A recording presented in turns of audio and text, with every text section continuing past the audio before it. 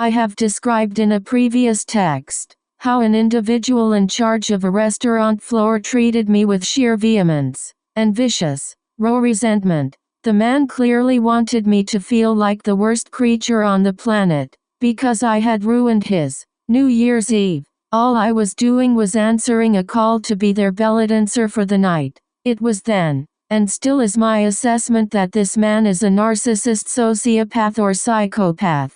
He very clearly delighted in my defeat, my crumbling under the weight of his destructive words. He took obvious pleasure in demeaning me. I am very disturbed by this individual, that so-called manager. I recognize that pattern. I dated a narcissist psychopath a few years ago, more precisely 20 years ago. He regularly took the same virulent pleasure in emotionally torturing me. He never relented until I completely crumbled, sometimes curled up on the floor, whilst he argued with me about one hurtful subject or the other. Then he would carry on, whilst I was crying, because he just had to win. Of course, he was also a sexual sadist. The two often go hand in hand. I dare say I nearly lost my life back then a couple of times. Now that I am safe and have recovered, I take no pleasure in recognizing that pattern. All too well.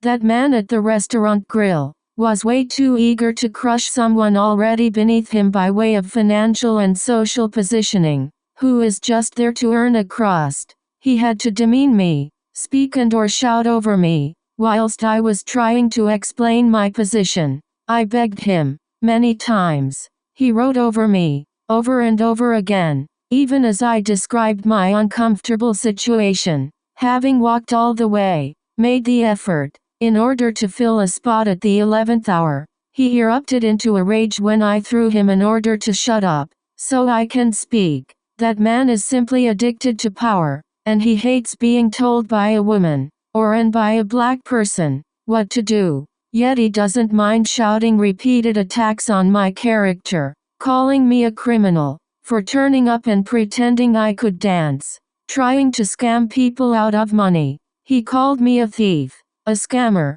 and the worst dancer on the planet, several times. Yet how dare I tell him to shut his mouth?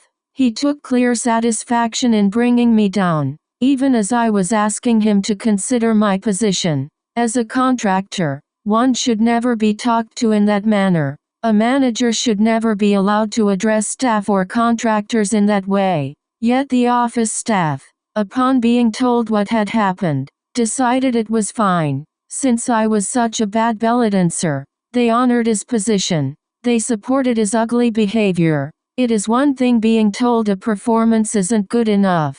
It is another, altogether, to be treated like a cheap whore who did not provide a full satisfactory service. It has now been 7 months, and I am expected to slave over paperwork, so I can claim my already half-price fee in tribunal. This is further degrading, further abusing, further dehumanizing from that business. The whole affair is tantamount to emotional and verbal lynching. Every day is a reiterated statement on my character, as someone who steals, someone who is dishonest, and someone who is absolutely devoid of talent. This is not a matter which I am about to forget. Those people are still punishing me for daring to turn up for a dance job which I was filling in at the last minute. I went out of my way, traveled 4 hours on trains and buses, instead of going straight home. Then I walked through dark woods. I was also in pain, as explained,